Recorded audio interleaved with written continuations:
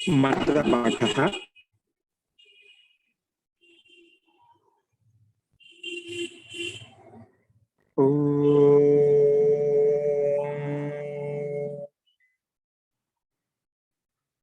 सहनाववतु सहनौ भुनक्तु सह वीर्यं करवावहै तेजस्विनावधीतमस्तु मा विद्विषावहै। ओम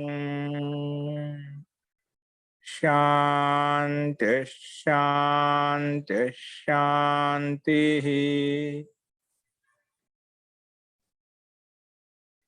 सर्वेभ्यो नमः।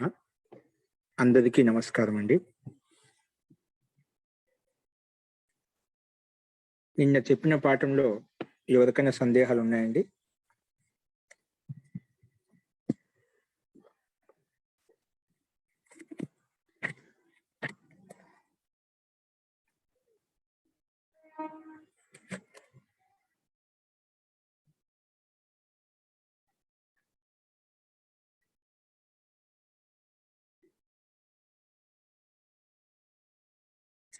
అస్తు ప్రకృత మనసురామః.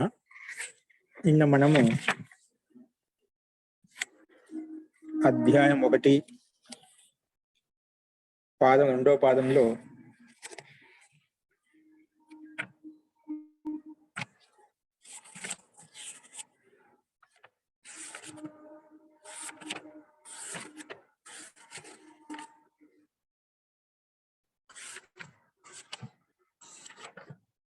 పుమాన్ స్త్రీయ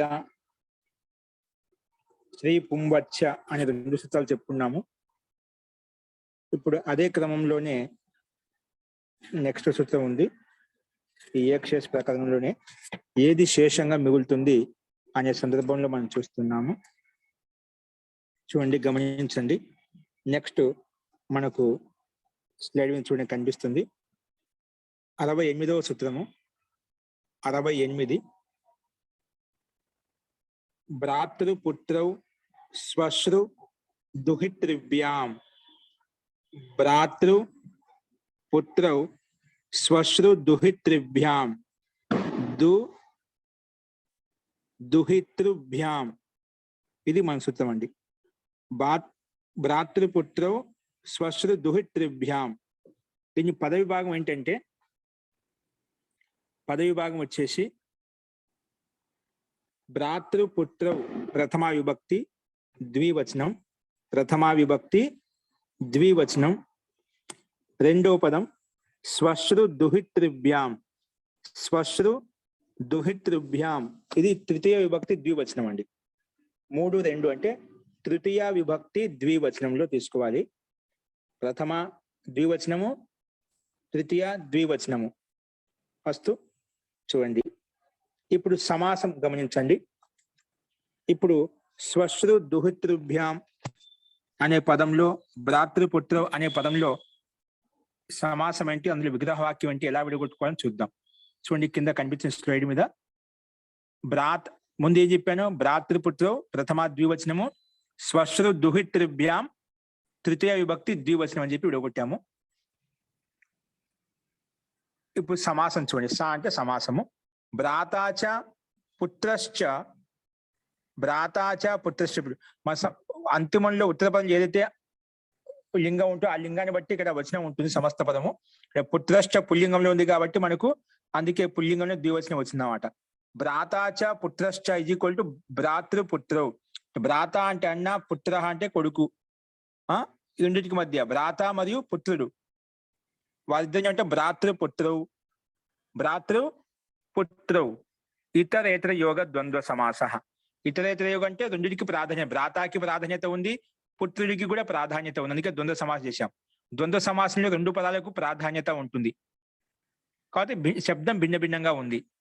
నెక్స్ట్ శ్వశ్రు దుహితృభ్యాం అంటే ఏమిటి అది చూడండి. శ్వసాచ దుహితాచ.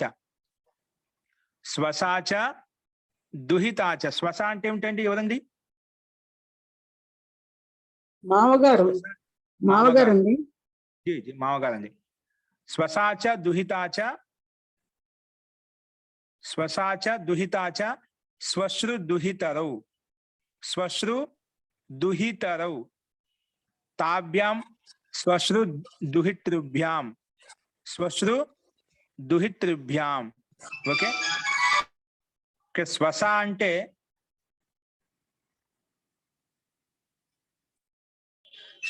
సిస్టర్ అండి.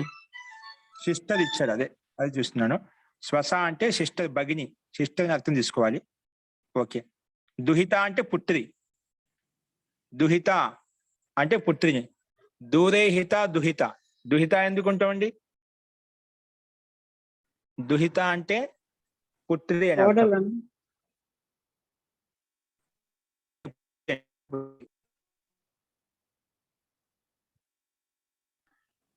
దుహిత అంటే పుత్రి.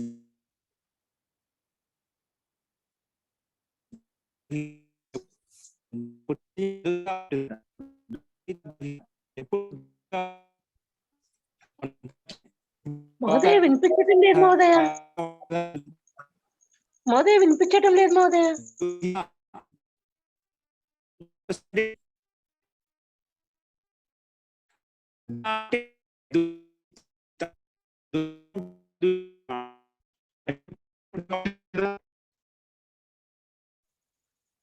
మహోదయ వినపడలేదు మహోదయ. ఇప్పుడు కూడా వాయిస్ బ్రేక్ అవుతుంది మహోదయ.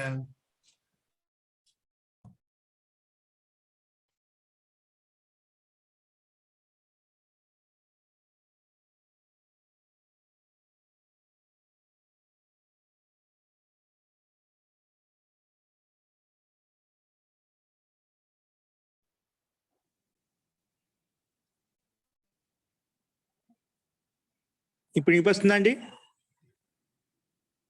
వినిపిస్తుంది మహోదయ. వినిపిస్తుంది మహోదయ.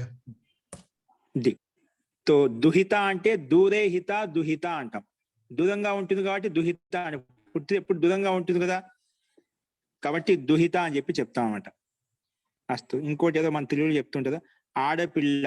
ఏడపిల్ల కాదు, ఆడపిల్ల, మన ఇంటి పిల్ల కాదు, అందుకే ఆడపిల్ల అంటాం. ఆడ అంటే ఇక్కడ కాదు, ఆడ. శబ్దార్థం పట్టుకునేదా సామాన్యంగా? అవునండి, అవును. దూరంగా ఉంటుందనా, వేరే ప్లేస్ లో, ఇక్కడ కాకుండా అక్కడ ఉంటుంది అని. ఆడ అంటే ఆడ, అక్కడ.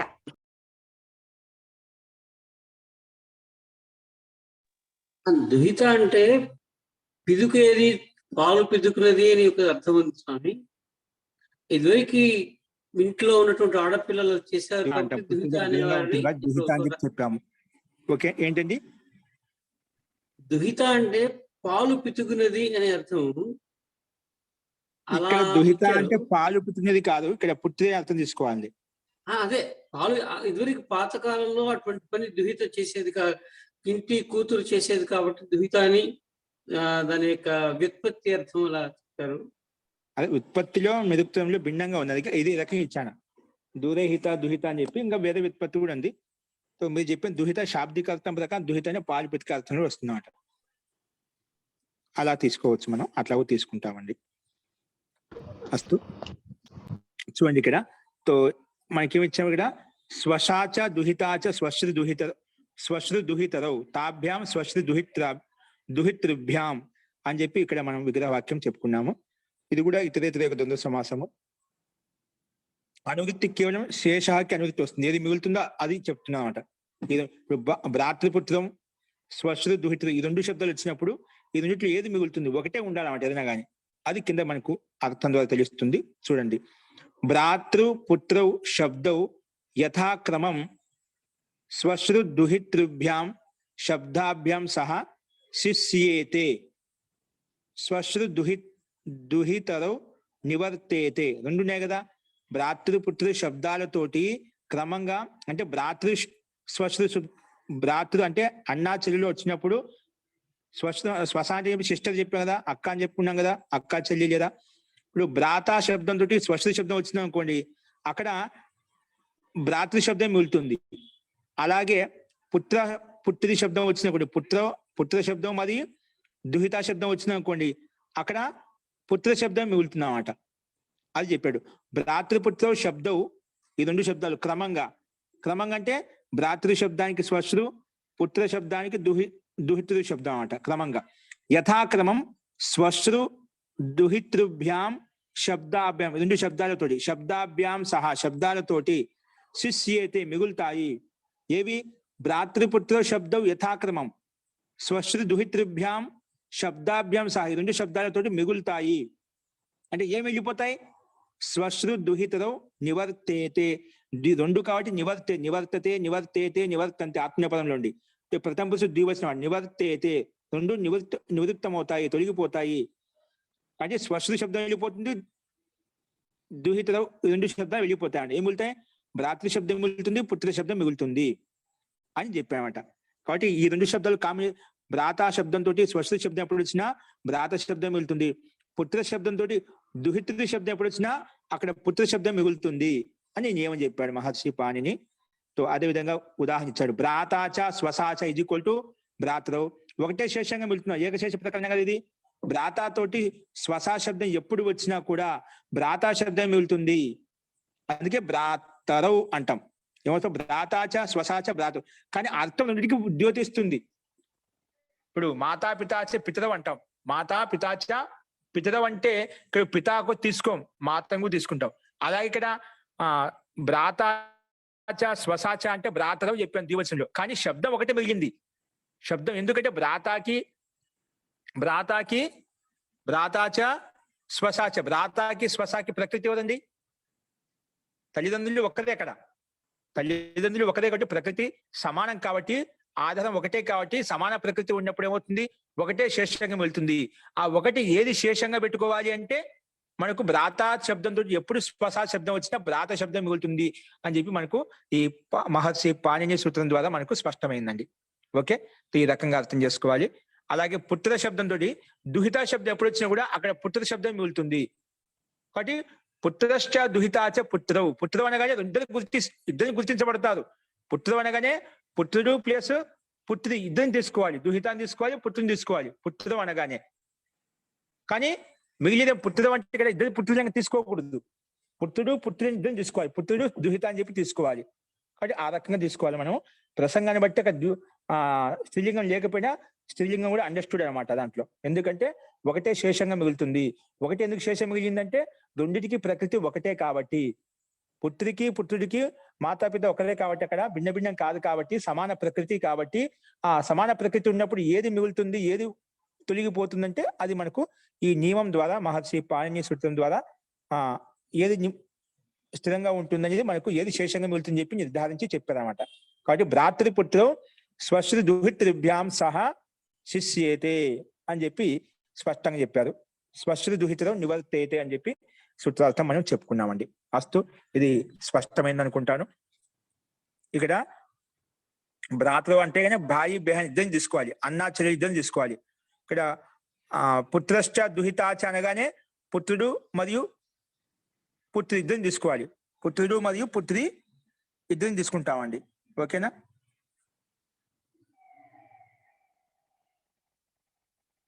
అంతేగాని ఇక్కడ ఇద్దరు పుత్రులు లేదా ఇద్దరు పుత్రులు అని చెప్పి తీసుకోనమాట.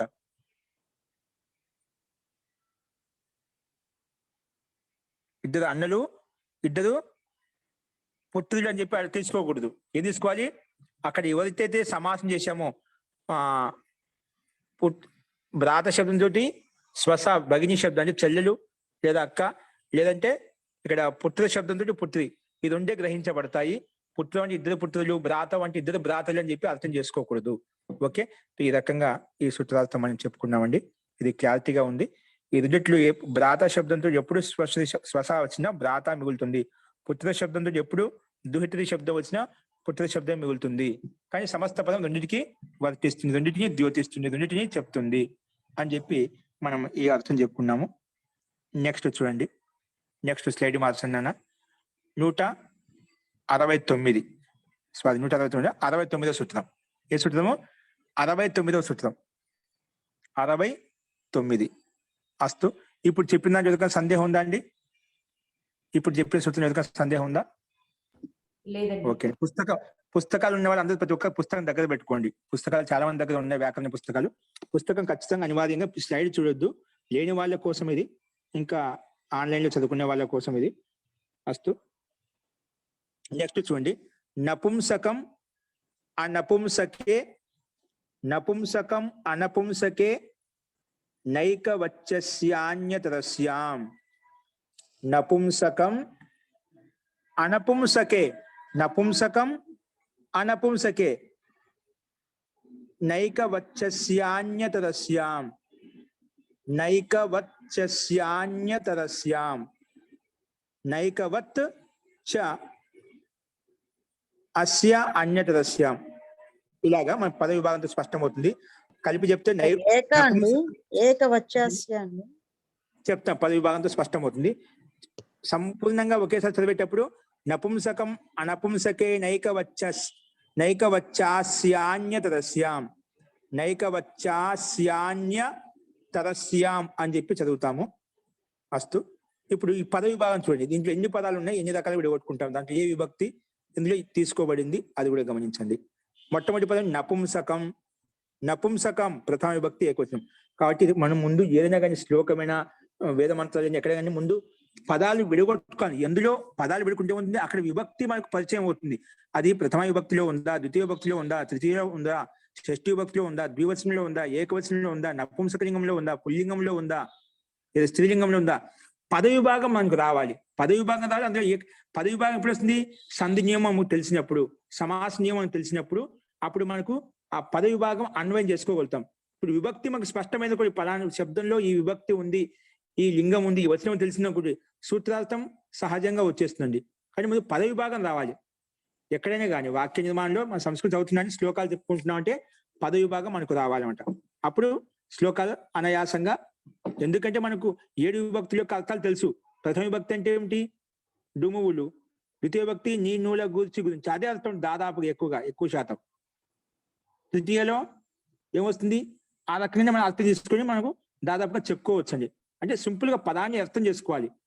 సామాన్య స్థితి వ్యక్తి కూడా ఇలాంటి సహాయం తీసుకొని సామాన్య విభక్తి యొక్క అర్థాలు ఏవైతే ఉన్నాయో వాటి తీసుకొని సామాన్య వ్యక్తి కూడా సూత్రార్థం చెప్పవచ్చు, ఆ శ్లోకం యొక్క అర్థం చెప్పవచ్చు. వ్యాకరణ చదువుకునే వాళ్ళకు, సూక్ష్మంగా వెళ్ళే వాళ్ళకు వాళ్ళకి కొంచెం లోతుగా తర్వాత అర్థం అవుతుంది. కాబట్టి మనం పద విభాగం చేసుకునే విధానం రావాలి మనకు. అస్తు. నపుంసకం ప్రథమ విభక్తి ఏకవచనం. ఆ నపుంసకేన, నపుంసకం నపుంసకేన, నేను నపుంసకం అనపుంసకేన, ఇక్కడ నేను చెప్పేటప్పుడు నపుంసకం నపుంసకే నైకవచ్చాస్యాన్యతరస్యం అలా చెప్పాలి. నపుంసకం నపుంసకేన, నపుంసకేన. చూడండి, పద విభాగంలో నపుంసకే సప్తమి విభక్తి విడగొట్టే అర్థమే మారిపోతుంది. ఇక్కడ నపుంసకే అన్నా అనుకోండి, ఆ సప్తమి విభక్తిగా అర్థమే స్వరూపం మారిపోయిందన్నమాట. కానీ సూత్రార్థం ఏ పదం ఎక్కడ తెగొట్టాలో చూసుకోవాలి, అంటే అర్థం మారిపోతుంది. ఇప్పుడు నేనే అక్కడ తప్పు చెప్పాను అంటే ఏం చెప్పాను, నపుంసకం అనపుంసకే అని చెప్పి సప్తమి విభక్తి విడగొట్టాను. కాబట్టి పద విభాగం ఎక్కడ తెగొట్టుకోవాలని కూడా అది మరి చూసుకోవాలి. లేకపోతే ఏమవుతుందంటే అర్థంకి ఇంకొక అర్థం అవుతుందన్నమాట. నపుంసకం అనపుంసకేనా, ఇదేంటి తృతీయ విభక్తి ఏకవచనం. అనపుంసకే అన్నా కొంచెం సప్తమి విభక్తి ఏకవచనం అయిపోతుంది, అప్పుడు అర్థమే మారిపోతుంది అన్నమాట. అస్తు. కాబట్టి మనం పద విభాగం చేసేటప్పుడు చాలా జాగ్రత్తగా చూసుకోవాలి. ఏదైనా కూడా ఇలాగే ఉంటుంది, శ్లోకమైన కూడా ఇదే విధంగా చూసుకోవాలి మనం. అస్తు. నపుంసకం అనపుంసకేన తృతీయ విభక్తి ఏకవచనం. నెక్స్ట్ ఏకవత్. ఏకవత్ అవ్యయపదం, చ అవ్యయపదం, అస్య షష్ఠీ విభక్తి ఏకవచనం, అన్యతరస్యాం అవ్యయపదం. అన్యతరస్యాం కూడా అవ్యయపదమే. ఓకే, ఇవి పద విభాగం. ఆ సూత్రంలో ఉండే పదం ఎలా విడగొట్టుకున్నాను, ఈ రకంగా విడగొట్టున్నాం. ఆ నపుంసకంలో ఆ నపుంసకని పక్కన అనపుంసకైన స్వరం ఉంది కాబట్టి ముందున్నటువంటి నపుంసకం మకారహాలంతో ఇందులో కలిసిపోతున్నాడు.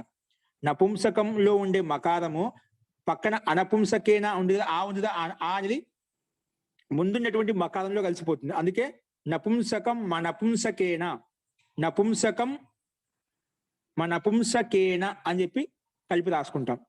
తర్వాత ఏకవత్ ఏముందండి, ఏకవత్. ఏకవత్లో తకారం ఉంది ప్లస్ చకారం ఉంది, దాని పక్కన ఏకవత్ చ ఉంది కదా, చ ఇది అవ్యయపదం. ఇది కూడా ఏకవత్, ఇక్కడ కూడా అవ్యయపదమే. సరే, మొత్తానికి ఏకవత్ అనే పదంలో అంతిమ తవర్గం ఉంది. తవర్గం పక్కన ఎప్పుడు చవర్గం వచ్చినా ఆ తవర్గం కూడా చవర్గంగా మారిపోతుంది. ఆ తవర్గం కూడా చవర్గంగా మారిపోతుంది. చవర్గం యొక్క ఎన్నో అక్షరం ఉంటే తవర్గం యొక్క అన్ని అక్షరం వచ్చేస్తుంది. కానీ చవర్గంలో మొట్టమొదటి అక్షరం ఉంది కాబట్టి తవర్గంలో మొట్టమొదటి అక్షరం, చవర్గం యొక్క మొదటి అక్షరం ఉంది కాబట్టి తవర్గంలో చవర్గం యొక్క మొదటి అక్షరం చా వస్తుంది అన్నమాట. అందుకే ఏకవచ్చ అయిపోయింది. ఏకవత్ ప్లస్ చా అనేది ఏకవచ్చ.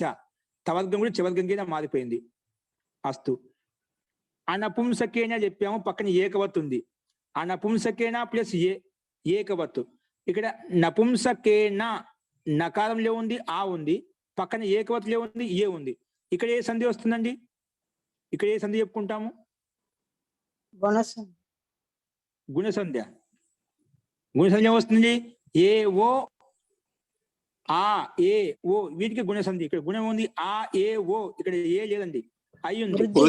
వృద్ధి సంధి, వృద్ధి సంధి. అండి, ఐకారం వచ్చింది కాబట్టి వృద్ధి. ఓకే, వృద్ధి సంధి ఏ సూత్రము? వృద్ధి సంధి ఏ సూత్రం అండి? వృద్ధి చేసే సూత్రం ఏంటి? వృద్ధి రాదయిచ్చు. సంజ్ఞా సూత్రం అండి. వృద్ధి రాదయిచ్చు. వృద్ధి అంటే పేరు పెడుతుంది. వృద్ధి అంటే ఆ ఐ ఔ. వృద్ధి ఏచి పరతః. వృద్ధి రేచి సూత్రం ప్రకారంగా అవర్ణం తర్వాత హెచ్చు వర్ణాలు పక్కన ఉంటే గన పూర్వ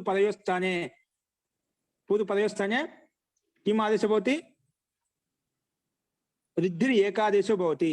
వృద్ధి ఏకాదేశో భవతి. వృద్ధి ఏకాదేశం వస్తుంది.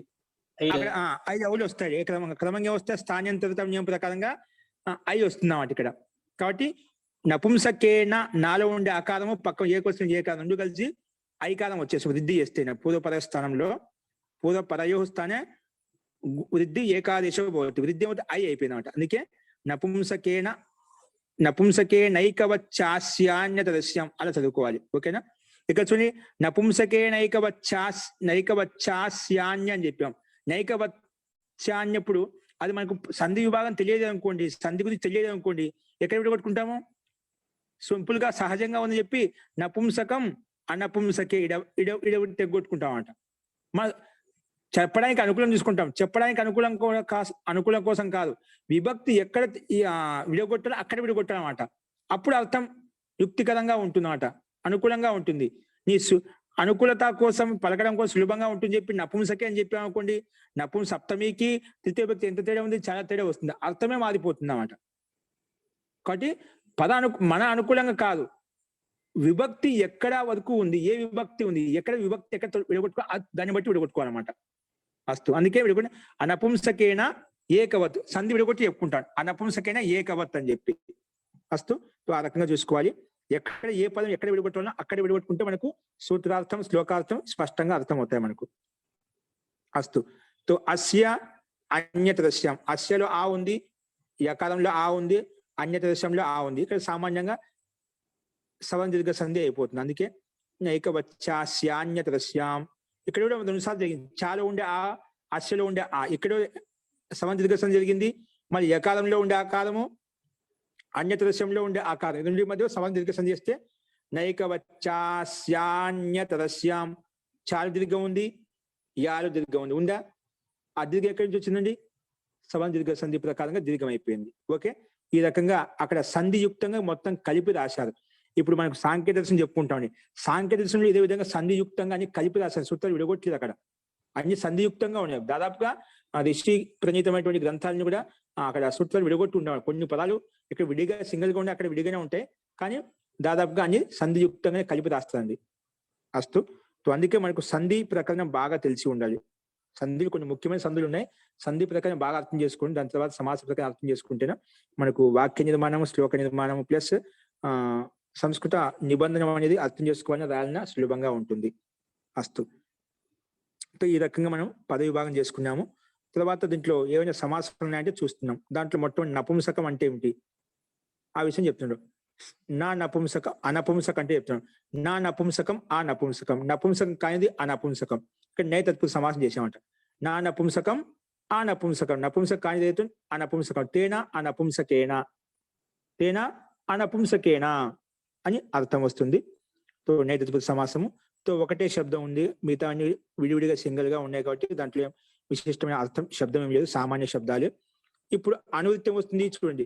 తల్లక్షణ చేదేవ ముందు వచ్చింది కదా, తల్లక్షణ చేదేవ విశేష, తల్లక్షణ చేదేవ విశేష ప్లస్ శేష. ఇక్కడ తల్లక్షణ చేదేవ విశేషకి అనువృత్తి వస్తుందండి. శేష పైన ఎలా వస్తుంది, ఎక్కడి నుంచి స్వరూపానం ఏకశేష ఏక విభక్తి నుంచి అక్కడి నుంచి స్టార్ట్ అయ్యి కంటిన్యూ వస్తుంది శేష శబ్దం. సో ఇప్పుడు ఈ అనువృత్తిలో ఉండే పదాలు, ఈ సూత్రంలో ఉండే పదాలను తీసుకొని సూత్రార్థం చెప్పుకుందాం. గమనించండి ఎలా ఉన్నాయో.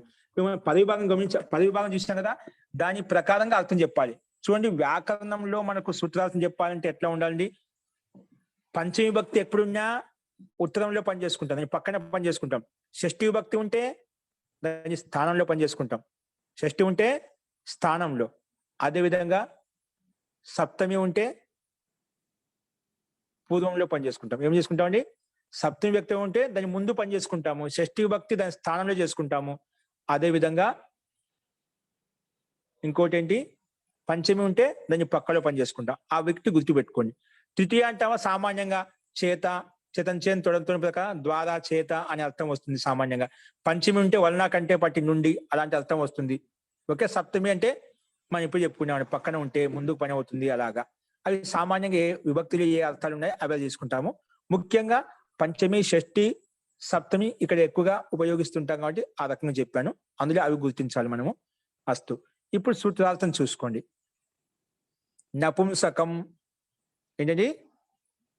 నపుంసకం కాదు, నపుంసక గుణ విశిష్ట శబ్దో, నపుంసక గుణ విశిష్ట శబ్దో అంటే శబ్ద అంటే నపుంసక గుణంతో విశిష్టమైన శబ్దం. ఏం చెప్పాం? అటువంటి శబ్దము ఏ శబ్దం అయితే నపుంసకంతో యుక్తమై ఉందో, అందుకే నపుంసక గుణ విశిష్ట శబ్దో ఆ నపుంసకేన అంటే నపుంసక కానిది. అంటే నపుంసకం కాదు అంటే ఏమిటి? స్త్రీలింగంలో తీసుకున్నాం. ఇక్కడ స్త్రీలింగం కావచ్చు, పుల్లింగం. నపుంసకం ఉండకూడదు అంటే స్త్రీలింగం ఉండొచ్చు, పుల్లింగం ఉండొచ్చు. అందుకే ఆ నపుంసక అంటే దాన్ని బ్రాకెట్ స్త్రీ పుంలింగ గుణ విశిష్టేన. స్త్రీ నపుంసకం అనేది ఆ నపుంసకేన. నపుంసకం శబ్దం నపుంసకంతో సమాసం కాకూడదు. నపుంసకం అనపుంసకేన. నపుంసక శబ్దం అనేది నపుంసక కాని శబ్దంతో, అంటే స్త్రీలింగ శబ్దంతో లేదా పుల్లింగ శబ్దంతో ఓకేనా మిగులుతుంది. శిష్యతే మిగులుతుంది. నపుంసక శబ్దం అనేది భిన్నలింగం ఉండాలి, స్త్రీలింగ శబ్దం ఉండాలి. పుల్లింగ శబ్దం వచ్చింది అనుకోండి, నపుంసక లింగ శబ్దంతో ఎప్పుడు పుల్లింగం వచ్చినా స్త్రీలింగం వచ్చినా అక్కడ ఏం వెళ్తుంది? నపుంసక లింగం వెళ్తుంది. నపుంసక లింగం శబ్దంతో పుల్లింగం వచ్చినా నపుంసక లింగం వెళ్తుంది. ఒకవేళ నపుంసక లింగ శబ్దంతో స్త్రీలింగ శబ్దం వచ్చినా ఏం వెళ్తుంది? పుల్లింగమే వెళ్తుంది. సో అది నపుంసక లింగమే వెళ్తుంది. నపుంసక లింగంతో పుల్లింగ శబ్దం వచ్చిందనుకోండి, నపుంసక లింగం మిగులుతుంది. నపుంసక లింగ శబ్దంతో స్త్రీలింగ శబ్దం వచ్చిందనుకోండి, అప్పుడు కూడా నపుంసక లింగం మిగులుతుంది అని చెప్పి మనకు సూత్రార్థం స్పష్టంగా చెప్తుంది. నపుంసకం ఆ నపుంసకైన నపుంసక కానిది. నపుంసక కానిది ఏంటి? తన లక్షణం భిన్నంగా ఉండదు కదా. అంటే స్త్రీలింగం నపుంసకానికి భిన్నం ఏంటి? స్త్రీలింగం పుల్లింగం. ఆ నపుంసకైన ఏకవత్ అంటే ఏంటి? అది చూడండి, ఏంటో చెప్పినా చూడండి. నపుంసకం గుణ విశిష్టో శబ్దో అనపుంసకేన అంటే స్త్రీ పుల్లింగ గుణ విశిష్టేన శబ్దేన సహా గుణ విశిష్టమైన శబ్దం తోటి శిష్యతే మిగులుతుంది. ఇక్కడ మిగులుతుంది. స్త్రీ పుల్లింగ గుణ విశిష్టో శబ్దం నివర్తేతే. తో స్త్రీ పుల్లింగ గుణ విశిష్టో శబ్దాలు ఏవైతే ఉన్నాయో, స్త్రీలింగ పుల్లింగ గుణ విశిష్టమైన శబ్దాలు ఏవైతే ఉన్నాయో అవి తొలగిపోతాయి అన్నమాట. అవి తొలగిపోతాయి. అస్య నపుంసకలింగ శబ్దస్య వికల్పేణ ఏకవత్ కార్యం అవుతుంది. ఇంకేంటి? ఈ నపుంసకలింగ శబ్దానికి ఇంకా అస్య నపుంసకలింగ శబ్దస్య చ అంటే ఇంకా ఇక్కడ నపుంసకలింగ శబ్దానికి వికల్పంగా ఏకవత్ కార్యం భవతి. ఏకవత్ కార్యం భవతి అంటే ఒకే కార్యం అవుతుంది అన్నమాట. ఏకవత్ కార్యం అంటే ఒకే పని జరుగుతుంది. ఏకవత్ కార్యం భవతి ఒకే కార్యం జరుగుతుంది. కానీ ఎలా ఉండాలి? నపుంసకాన్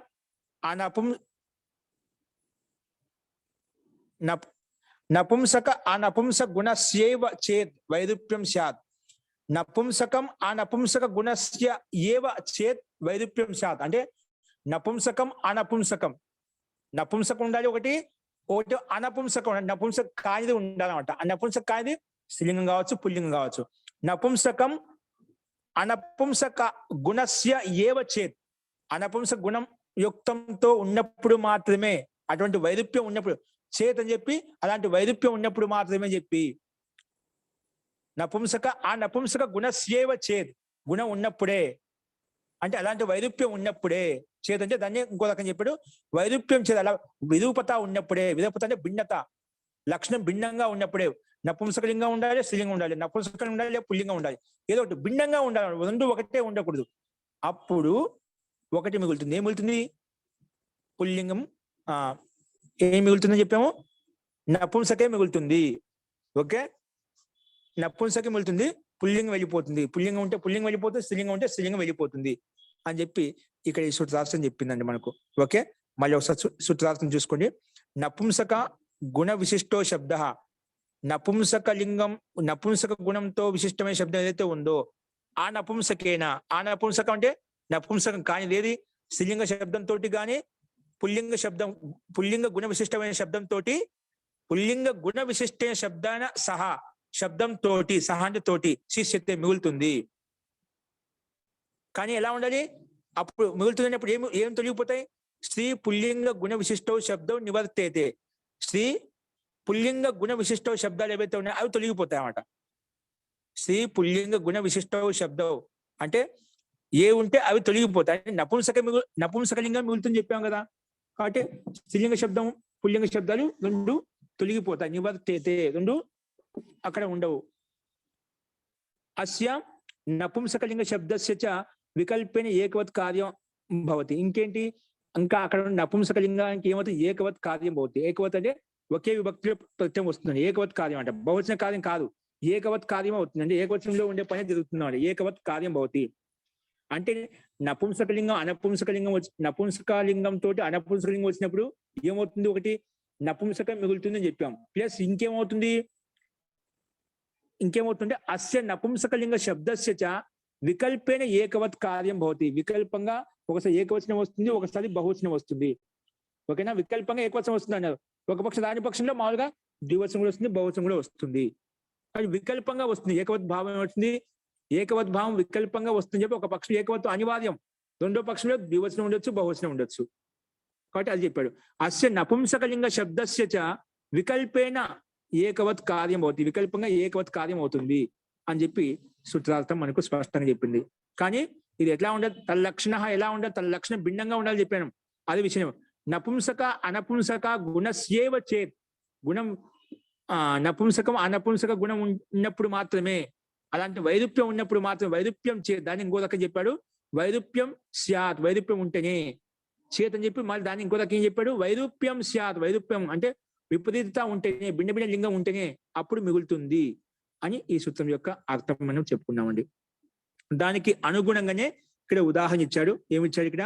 శుక్లశ్చ కంబలశ్చ, శుక్లాచ శాటికాచ, ఒక నిమిషం, శుక్లశ్చ కంబలశ్చ, శుక్లశ్చ కంబలః, శుక్లశ్చ కంబలః అంటే శ్వేత కంబలము, శుక్లాచ శాటిక శ్వేత చీర, శుక్లం చ వస్త్రం అంటే శ్వేత వస్త్రం, శుక్లశ్చ కంబలః అంటే శ్వేత కంబలము అంటే శ్వేత కంబల్ మనం కప్పుకునేది, ప్లస్ శుక్ల శాటిక మనం శాటిక అంటే చీర, శ్వేత చీర అంటే తెలుపు చీర, శుక్లం చ వస్త్రం ఇంకా శుక్ల వస్త్రం అంటే శ్వేత వస్త్రము, తదిదం శుక్లం మొత్తం కలిపితే ఏమవుతుంది?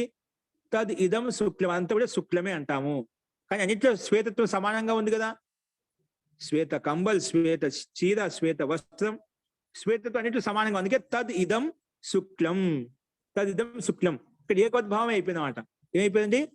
తద్ ఇదం శుక్లం, ఏకోద్భావం అయిపోతుంది ఒక పక్షంలో.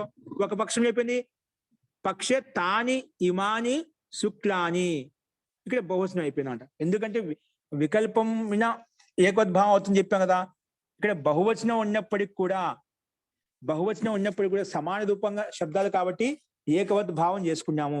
అంటే ఏకవచనంలో ప్రత్యయం వచ్చింది, శుక్లమే అని చెప్పాం. శుక్లం శుక్లం శుక్లం ఉన్నాయి కదా అని చెప్పి బహువచనం చెప్పలేదు, శుక్లాహ చెప్పలేదు. వృక్షశ్చ వృక్షశ్చ ఈక్వల్ ఏమవుతుంది? వృక్షాహ అని చెప్పాం కదా. అలాగే వృక్షశ్చ వృక్షశ్చ ఈక్వల్ ఏమవుతుంది? సమస్త పదం వృక్షం అవుతుంది. భయ శబ్దము సమాన రూపం ఉంది కాబట్టి ఒకటే మిగిలింది. ఇక్కడ ఏమంటున్నాం? శుక్లమే ఉంటుంది. ఏముంటుంది? శుక్లశ్చ శుక్లశ్చ అంటే ఎందుకంటే విశేషణాలు మాదే, విశేషాలు మాదే కాబట్టి శుక్లా వస్త్రము, శుక్లా శాటిక, శుక్లా కంబల, అక్కడ విశేషాలు భిన్న భిన్నంగా ఉన్నాయి కాబట్టి మనం ఇక్కడ సమస్త పనులు ఏకవచనం పెట్టుకున్నాం అనమాట. కాబట్టి తదిదం శుక్లం ఏకోద్భావం కాబట్టి ఏకవచనంలోనే శుక్లం శబ్దం వచ్చింది. ఒక పక్షంలో ఏకోద్భావం కాకుంటే సామాన్యంగా బహువచనం అవుతుంది. అందుకే పక్ష తాని ఇమాని శుక్లాని, శుక్లం శుక్లే శుక్లాని, బహువచనం వస్తుంది శుక్లాని, బహువచనం అభూత్, ఇక్కడ బహువచనం అయిందండి. అస్తు. సో ఇది ఈ సూత్రం యొక్క అర్థం. ఇక్కడ శుక్ల కంబల ఇది పుల్లింగ శబ్దము. శుక్లా శాటిక అనేది శుక్లా శాటిక అద్వితంగా వస్తుందండి. శుక్ల కంబల ఈ పుల్లింగం, శుక్ల పుల్లింగము, కంబల పుల్లింగం. శుక్ల గుణము అంటే విశేషణము, కంబల విశేష్యము అంటే విశేషణ భావ సంబంధం. అలాగే శుక్లా శాటిక తెలుపు చీర, తెలుపు అనేది ఇక్కడ గుణం అన్నమాట, శ్వేతత్వ గుణం అన్నమాట. శాటిక విశేష్యము అంటే గుణి. ఓకే, విశేష భావ సంబంధం ఉంది అన్నమాట ఇక్కడ. అలాగే శుక్లం వస్త్రం ఇది నపుంసకలింగంలో ఉంది. శుక్లం వస్త్రం ఇది ఈ రకంగా శుక్ల శుక్లా శుక్లం 3 లింగాలే ఉందండి. శుక్ల శుక్లా శుక్లమే నపుంసకం అనపుంసకత్వ గుణమే ఇక్కడ వైశిష్ట్యం అండి. శుక్లం శుక్లా శుక్ల 3 లింగాలు ఉన్నాయి. నపుంసకం అనపుంసకత్వ గుణక ఇక్కడ విశిష్టత ఉందన్నమాట. కాబట్టి ప్రకృతితో అన్నిటికీ సమానమే, ప్రకృతితో అన్నిటికీ సమానమే అన్నమాట. కాబట్టి ఈ సూత్రం చేత ఏం జరిగింది? నపుంసక లింగం అయినటువంటి శుక్లామే ఇక్కడ మిగులుతుందన్నమాట. నపుంసకలింగ శబ్దంతో ఎప్పుడు పుల్లింగం వచ్చినా స్త్రీలింగం వచ్చినా నపుంసక లింగం మిగులుతుంది సూత్రం చెప్పింది కాబట్టి అదే మిగులుతుంది. కానీ వాటి యొక్క అర్థము మూడు బోధింపబడతాయి. వాటి యొక్క అర్థం అంటే స్త్రీలింగము, పుల్లింగము, నపుంసక 3 లింగాలు యొక్క అర్థం అయితే ఉందో అవి ద్యోతించబడతాయి. కానీ శుక్లం అని చెప్పి ఏకత్వ భావమే ఉంటుంది. శుక్ల శబ్దం ఒకటే అయినా ఏకత్వ వాచక శబ్దం అయినప్పటికీ కూడా శుక్లం శుక్ల శుక్ల అని 3 వర్ణాలు కంబల వస్త్రము ప్లస్ శాటిక మూటిని ద్యోతిస్తుంది, మూటిని తెలియజేస్తుంది. శుక్ల అంటే కేవలం శుక్ల అంటే శ్వేతం కాదు, దానికి ఎన్ని రకాలైతే విగ్రహవాక్యం చేసుకుని దానికి విగ్రహవాక్యం ఏ పదాలు అయితే ఉన్నాయో అవన్నీ తీసుకోబడతాయి. అది మనం అర్థం చేసుకోవాలి ఇక్కడ. అందుకే ఇక్కడ మిగిలిన శబ్దాన్ని తొలగిపోయాయి. శుక్లం శుక్ల శబ్దంతో కంబలము, శుక్ల శబ్దంతో శాటిక, శుక్ల వస్త్రం అంటే ఈ 3 గ్రహించబడతాయి. కంబలము, కంబల్, శాటిక అంటే చీర, వస్త్రం ఈ 3 గ్రహించబడతాయి శుక్లం అనగానే. శుక్లం శబ్దం చేత ఏకత్వంలో ఉన్నప్పుడు కూడా 3 తీసుకుంటాము, పైన ఏ విధంగా తీసుకుంటూ వస్తున్నాము. ఒక పక్షం సామాన్యంగా మనం 3 భిన్న భిన్నంగా ఉన్నాయి కాబట్టి అక్కడ అయితే ఇబ్బంది లేదు. తాని ఇమాని శుక్ల అని చెప్పి బహుశంలో వాక్యం ఉంది కాబట్టి ఇబ్బంది లేదు అక్కడ. కాబట్టి ఈ రకంగా మనం ఈ సూత్రాన్ని అర్థం చేసుకోవాలండి. అస్తు. ఇందులో ఒక సందేహం ఉంది, సూత్రార్థం స్పష్టమైందండి. నపుంసకం ఆ నపుంసకేన సహా ఏకవత్ భవతి, ఏకవత్ భావ భవతి వికల్పేన అన్యత వికల్పంగా ఏకద్భావం. ఏంటి? నపుంసకలింగ శబ్దం తోటి అనపుంసకలింగం వచ్చింది అనుకోండి, నపుంసకమే లింగం మిగులుతుంది, ప్లస్ ఆ నపుంసకలింగం అనేది ఏకవద్భావం కూడా అవుతుంది వికల్పంగా అని చెప్పి సూత్రం యొక్క అర్థం అండి. ఓకే, సూత్రంలోనే అర్థం ఉంది. కానీ తల్లక్షణ చేదేవ విశేష, దాని లక్షణం మాత్రం భిన్న భిన్నంగా ఉండాలి. అనపుంసకనే భిన్నంగా ఉండాలి, నపుంసక రావాలి ఒకటే ఉండేది. స్త్రీలింగం ఉండేది, స్త్రీలింగం పుల్లింగం ఉండాలి, భిన్న భిన్నంగా ఉండాలి అన్నమాట. ఇక తల్లక్షణ చేదేవ విశేష, తల్లక్షణ అనేది తన లక్షణం భిన్నంగా ఉండాలి, వేరుగా ఉండాలి. అలాంటి వైరుప్యం ఉన్నప్పుడు, అలాంటి విశేషత ఉన్నప్పుడు మాత్రమే ఇక్కడ నపుంసకలం మిగులుతుంది, మిగిలిన పుల్లింగము స్త్రీలింగం తొలగిపోతాయి అని చెప్పి ఈ సూత్రం యొక్క అర్థం మనకు స్పష్టంగా చెప్పిందండి. అస్తు. ఇలా చెప్పిన తర్వాత నెక్స్ట్ చూడండి, పితా మాత్ర ఇంకేం మిగులుతుంది అది చూడండి. 70వ సూత్రము పితా మాత్ర. పితా మాత్ర ఇక్కడ చూడండి, పితా ప్రథమ విభక్తి ఏకవచనము, మాత్ర తృతీయ విభక్తి ఏకవచనం, తృతీయ విభక్తి ఏకవచనం. ఇప్పుడు పదవి విభాగం చూడండి, పితా ప్రథమ విభక్తి ఏకవచనం, మాత్ర తృతీయ విభక్తి ఏకవచనం. అనువృత్తి వస్తుంది పైనుంచి, అన్యతరస్యాం శేషకి అనువృత్తి వస్తుంది. అన్యతరస్యం అంటే వికల్పానికి అనువృత్తి వస్తుంది, శేష అంటే ఒకటి మిగులుతుంది. ఇప్పుడు సూత్రార్థం చూడండి. మాతృ శబ్దం కదా, తృతీయ విభక్తి ఏకవచనం ఉంది, అందుకే మాతృ శబ్దేన సహా, సహా అంటే తోటి, మాతృ శబ్దం తోటి, మాతృ శబ్దేన సహ వచనే, మాతృ శబ్దేన సహ వచనే పితృశబ్ద, మాతృ శబ్దేన సహ వచనే పితృశబ్ద శిష్యతే వికల్పేన. అంటే మాతృశబ్దం నివర్తతే.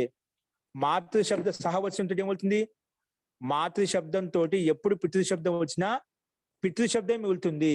అది ఇప్పుడు మాతృ సహవచనైన పితృశబ్ద శిష్యతే, మాతృశబ్దంతో వచ్చిన పితృశబ్దమే మిగులుతుంది వికల్పేన, వికల్పంగా. కాబట్టి మాతృశబ్దం నివర్తతే, ఒక పక్షంలో మాతృశబ్దం తొలగిపోతుంది, ఒక పక్షంలో ఉంటున్నమాట. అందుకే రెండు ప్రయోగాలు అంటే లోకంలో, మాతాచ పితాచ పితరం అని చెప్పి చెప్తాము, లేదా మాతా పితరం అని చెప్పి చెప్తాం. లోకం రెండునే కదా, అందుకే ఇక్కడ రెండు ప్రయోగాలు వికల్పేన మాతృశబ్దం నివర్తతే. వికల్పంగా ఒకసారి మాతృశబ్దం తొలగిపోతుంది, ఒకసారి తొలగిపోతుంటూ ఉంటాయి. అందుకే మాతా పితరం అని చెప్తాం లోకంలో, ప్లస్ పితరం కూడా చెప్తాం. పితరం అనగానే మాతా పిత ఇద్దరిని తీసుకుంటాము, ఒక పక్షంలో ఇద్దరు ఉన్నారు కాబట్టి అక్కడ ఇంకా విశేషంగా చెప్పాల్సిన అవసరం లేదు. మాతా పితరం అని చెప్పి స్పష్టంగా ఉన్నాయి ఇక్కడ. ఓకేనా? సో మాతృశబ్దం చోటు ఎప్పుడు పితృశబ్దం వచ్చినా పితృశబ్దం మిగులుతుంది, మాతృశబ్దం ఉండదు. ఒకసారి వికల్పంగా చెప్పాం కాబట్టి రెండు కూడా కనిపిస్తాయి, అక్కడైతే ఏ సమస్య ఉండదు మనకు. మాతా పితరం అని చెప్పి స్పష్టంగా ద్వివచనంలో చెప్పుకుంటామండి.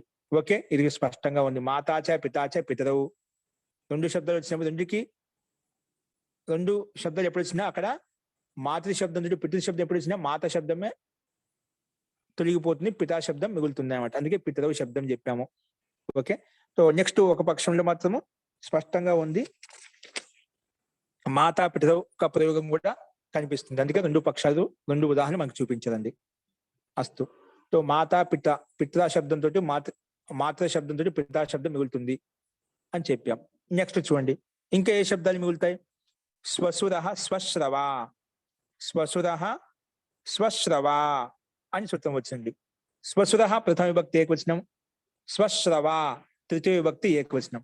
తృతీయ విభక్తి ఏకవచనం అండి. ఓకేనా? ఇక్కడ ముందు తృతీయ విభక్తి ఉంటే అది ముందు కలుపుకుంటాను. స్వశ్రవ శబ్దంతో స్వసుర శిష్యతే, స్వశ్రవ శబ్దంతో స్వసుర శబ్దం వచ్చింది అనుకోండి, ఏమవుతుంది? అదే మిగులుతుందంట. ఏమిగులుతుంది? స్వసుర అంటే ఏమిటి? సా స్వసుర అంటే అత్తామామ. ఓకేనా? అత్తామామ. ఇక్కడ చూడండి, స్వశ్రవ స్వసుర స్వశ్రవ, స్వసుర తృతీయ విభక్తి ప్రథమ విభక్తి ఏకవచనము, స్వశ్రవ ఇది తృతీయ విభక్తి ఏకవచనం అండి. తో తృతీయ విభక్తి ఎక్కడంటే దానికి తోటి కాబట్టి దాంతో ఏమొచ్చింది? స్వసుర శబ్దం ఎప్పుడు వచ్చినా కూడా అక్కడ స్వసుర శబ్దం మిగులుతుంది. అంటే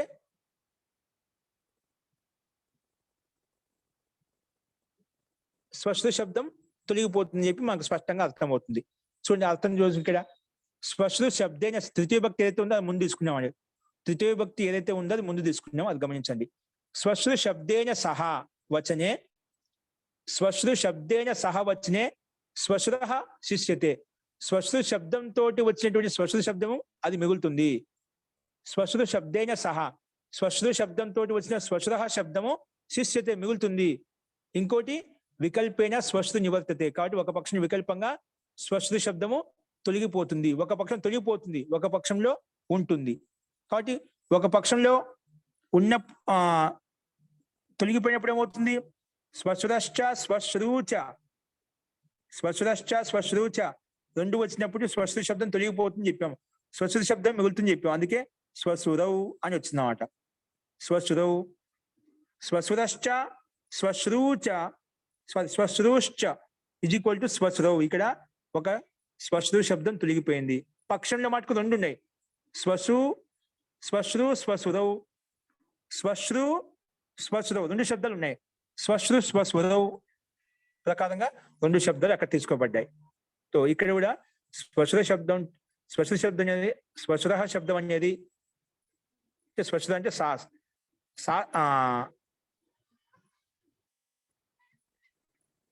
స్వసుర అంటే మామ అని అర్థం ఇచ్చే స్వసుర శబ్దము ఎప్పుడు వచ్చినా అది అందులో స్వసుర శబ్దం మాత్రమే మిగులుతుంది, స్వసుర శబ్దము తొలగిపోతుంది అని చెప్పి ఈ శబ్దాలు మనకు స్పష్టంగా చెప్పాయండి. ఓకేనా? తో స్వసురశ్చ స్వశ్రూశ్చ ఈజ్ ఈక్వల్ టు స్వసురౌ. అలాగే పక్ష స్వశురౌ అని చెప్పి 2 రూపాలు ఉంటాయి, 2 శబ్దాలు ఉంటాయి. అస్తు. ససురు అంటే అత్త మామ అని చెప్పి మనం చెప్పుకున్నాము. అస్తు. ఇప్పుడు నెక్స్ట్ చూడండి, ఇది అర్థమైందండి. అదే స్వశ్రూచ అంటే కూడా అత్త మామలేనండి. స్వశ్రు అంటే ఏంటి? స్వశ్రూచ శ్వశ్రు అంటే అత్తగారు అండి కదా. శ్వశ్రుహ అత్తగారు. అంటే మామగారు. జీ. శ్వశ్రు సరే, ఓకే. ఇక్కడ స్వశ్రువులో మనం గుర్తుపెట్టుకోవాలి, శ్వశ్రు శబ్దం దీర్ఘం ఉంది కూడా గమనించండి. స్త్రీలింగ శబ్దం కదండి. స్త్రీలింగ శబ్దం ఉంది కాబట్టి అత్త. అత్తగారు. ఓకే స్వశ్రుహ అంటే మామ, పుల్లింగ. స్వసుహు పుల్లింగ శబ్దంలో ఉందన్నమాట. ఓకే. అంటే పుల్లింగ శబ్దం తోటి స్త్రీలింగ శబ్దం ఎప్పుడు వచ్చినా మనం పైన చెప్పుకున్నాం కదా, పితా మాతృ శబ్దం తోటి పుల్లింగ శబ్దం ఎప్పుడు వచ్చినా కూడా అప్పుడు పుల్లింగ శబ్దమే ఉంటుంది. అలా ఇక్కడ కూడా స్వశ్రు శబ్దం తోటి స్వశ్రు శబ్దం ఎప్పుడు వచ్చినా కూడా స్వశ్రు శబ్దం మిగులుతుంది. అంటే స్వశ్ర శబ్దం మిగులుతుంది, అంటే పుల్లింగ శబ్దం మిగులుతుంది, పుల్లింగ శబ్దమే మిగులుతుంది. ఓకేనా? ఓకే మహోదయ. ఒక పక్షులు 2 ఉంటాయి అన్నమాట. ఓకేనా? స్వశ్రు స్వశ్రవు 2 ఉంటాయి. ద్వివచనం తీసుకొచ్చాం ఉన్నాయి కాబట్టి. ఆచార్య పైన మనం చెప్పుకున్న కదా, స్త్రీ పుంవశ్చ పుమాన్ స్త్రీయ, వాటిలో కూడా మనకి పుల్లింగమే మిగులుతుందని చెప్పుకున్నాం కదండి. ఇక్కడ కూడా అలాగేనండి. అక్కడ పుల్లింగం అయిపోయింది కదా, మనకు స్త్రీలింగం కూడా వచ్చింది, పుంవద్భావం అయిపోయి మనకు అక్కడ స్వశ్రు అక్కడ ఈ విధంగా వచ్చి మనకు ద్వివచనం వచ్చింది కూడా అదే విధంగా. కాబట్టి ఇక్కడ మనం అక్కడ ఈ ప్రత్యయం లేదు కాబట్టి ఆల్రెడీ ఉంది కాబట్టి ఇక్కడ కూడా ఏంటి అంటే మిగిలిందంటే మనకు ఒకవేళ స్త్రీలింగ శబ్దం మిగిలి ఉంటేనే మనకు దాన్ని పుంవద్భావం చేసుకోవాల్సిన సందర్భం వచ్చేది. ఇక్కడ పుల్లింగ శబ్దం మనం మిగులుతుంది, స్వశ్రు శబ్దం మిగులుతుంది అన్నమాట. అది ఆల్రెడీ పుల్లింగంలో ఉంది, పుల్లింగాన్ని పుల్లింగం చేయాల్సిన అవసరం లేదు కదా. అక్కడే గార్గీచ గార్గాయనశ్చ గార్గి శబ్దం మిగులుతుంది చెప్పామన్నమాట, గోత్ర ప్రత్యయం కాబట్టి. అది సమస్య అయింది, అందుకే మనం శ్రీ పుంవత్స ప్రకారంగా పుంవద్భావం చేసుకున్నాం. అర్థమైందండి రాజ్యలక్ష్మి గారు? అర్థమైంది. ఇక్కడ ఆల్రెడీ మనకు పుల్లింగ శబ్దం మిగిలింది కాబట్టి పుంవద్భావం శ్రీ పుంవత్స ప్రకారంగా చేయాల్సిన అవసరం లేదు, అది ఆటోమేటిక్ తొలగిపోతుంది అన్నమాట, ఇబ్బంది లేదు. అందుకే స్వసురవు అని వచ్చేసింది. ఇప్పుడు బ్రాహ్మణేశ్చ దాంట్లో కూడా బ్రాహ్మణం అనే వచ్చింది కదండి. బ్రాహ్మణ వస్తే అదే కదా పుల్లింగం వెళ్తుంది మనకు. బ్రాహ్మణశ్చ బ్రాహ్మణం, ఎందుకంటే అక్కడ కూడా అలాగే కదండి అని అడుగుతుంది. అలాగే అండి, అలాగే సేమ్ అదే విధంగా అండి. అస్తు. త్యదాది, ఇది అర్థమైంది కానీ అందరికి ఇది స్పష్టమైందండి? ఓకే. చూడండి నెక్స్ట్, త్యదాదీని సర్వైర్నిత్యం. ఏంటండి? త్యదాదీని సర్వైర్నిత్యం. త్యదాదీని ప్రథమ బహువచనము, సర్వై తృతీయ విభక్తి ఏకవచనం. తృతీయ విభక్తి ఏకవచనము. నిత్యం ప్రథమ విభక్తి ఏకవచనం. మళ్ళీ సర్వై తృతీయ విభక్తి బహువచనము, నిత్యం ప్రథమ విభక్తి ఏకవచనం. ఓకే. తో త్యదాదీని అంటే ఉంటే అది విగ్రహవాక్యం ద్వారా సమాసం ద్వారా చెప్తున్నారు. చూడండి, త్యదాదీని అంటే త్యద్ ఆదిరి ఏషాం, త్యద్ ఆదిరి ఏషాం తాని త్యదాదీని అంటాం. అంటే త్యద్ ఆదిలో ఉంది ఏ గణంలో అయితే, ఏ సమూహంలో అయితే, ఏ సమూహ శబ్దాలకు త్యద్ అనే సర్వనామ శబ్దం ఆదిలో ఉంది. త్యద్ ఆది ఏషాం శబ్దానం, ఏషాం సర్వనామ శబ్దానం తాని త్యదాదీని అంటాం. దాన్నే త్యదాదీని అని చెప్పి చెప్పుకుంటామండి. త్యద్ శబ్దం ఏ శబ్దాలకైతే ఆదిలో ఉందో దాన్ని త్యదాదీని అని చెప్పి చెప్పుకుంటామండి. ఓకేనా? అది త్యదాది గణంలో కొన్ని శబ్దాలు ఉన్నాయి, స్వనామ శబ్దాలు ఉన్నాయి. ఆ శబ్దాలు అన్నిటిలో ఇది మొదటగా ఉంది కాబట్టి త్యదాది అని చెప్పి చెప్పుకున్నాం, దాన్ని త్యదాదీని అంటాము. త్యద్ ఆదిరి ఏషాం త్యదాదీని బహుది సమాసం. ఎందుకంటే ఏషాం అని చెప్పాం కదా, యస్య ఏనా కే ఆ శబ్దం ఎప్పుడు వచ్చినా కూడా అది బహుది సమాసం అవుతుంది. అస్తు. నెక్స్ట్, సర్వై. ఏంటండి సర్వై అంటే ఏమిటి అది చూడండి. సర్వై అంటే అది మామూలుగా సింగిల్ గా ఉంది కాబట్టి ఇబ్బంది లేదు. ఇప్పుడు దీని అర్థం చూడండి, శేషాకు మాత్రం అనువృత్తి వస్తుంది ఇక్కడ. త్యదాదీని శబ్ద రూపాన్ని సర్వై సహవచనే నిత్యం శిష్యంతే అంటే అన్యాన్ని నివర్తంతే. త్యదాదీని శబ్ద రూపాన్ని అంటే త్యదాది గణంలో ఉండే శబ్ద రూపాలు ఏవైతే ఉన్నాయో, త్యదాది గణంలో ఉండే శబ్దం అంటే త్యదాది గణం గణపాఠంలో మనకు త్యదాది గణంలో కొన్ని శబ్దాలు సర్వనామ శబ్దాలు ఇచ్చారు, ప్లస్ ఇంకో కొన్ని శబ్దాలు ఉన్నాయన్నమాట. త్యదాదీని శబ్ద రూపాన్ని ఏం చెప్పండి, త్యదాదీని శబ్ద రూపాన్ని మొత్తం తీసుకున్నాండి. త్యదాదీని శబ్ద రూపాన్ని సర్వై సహవచనే నిత్యం శిష్యంతే. త్యదాది గణంలోని శబ్దాలు ఏ వచ్చినా కూడా అవి ఎల్లప్పుడూ అంటే త్యదాది గణంలో ఉండేటువంటి శబ్దాలతోటి ఏ శబ్దం వచ్చినా అక్కడ త్యదాది గణంలో ఉండే శబ్దం మిగులుతుందంట. త్యదాది గణంలో ఉండే ఏ శబ్దంతో అయినా వేరే శబ్దం ఏది వచ్చినా కూడా అప్పుడు ఏం మిగులుతుంది, త్యదాది గణంలో ఉండే శబ్దం మిగులుతుంది అని చెప్పి స్పష్టంగా చెప్పేశాడు. త్యదాదిని శబ్ద రూపాన్ని సర్వై సహవచనే అన్ని శబ్దాలతోటి అన్ని వచనాలతోటి సర్వై సహవచనే నిత్యం శిష్యంతే నిత్యం ఎప్పుడు అవే మిగులుతాయన్నమాట, మార్పుగా ఉండవట. ఆ సర్వాధిగణంలో ఉండే శబ్దాలే మిగులుతాయి. అన్య వచనాలతోటి సర్వాధిగణంలో శబ్దాలు ఎప్పుడు వచ్చినా త్యదాదిగణంలో శబ్దాలే మిగులుతాయి, అన్య శబ్దాలు ఉండవు అని చెప్పి సూత్రం స్పష్టంగా చెప్తుంది.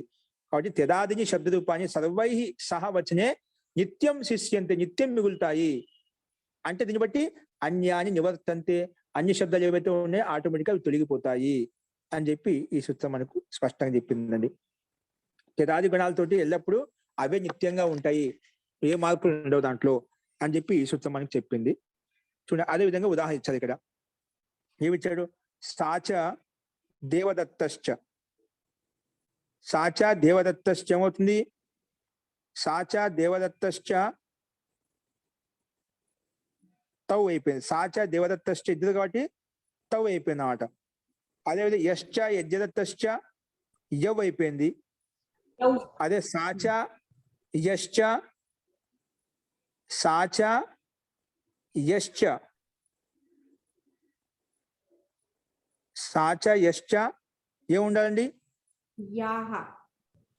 సాచ యశ్చ యవ్ ఎందుకు అవుతుంది,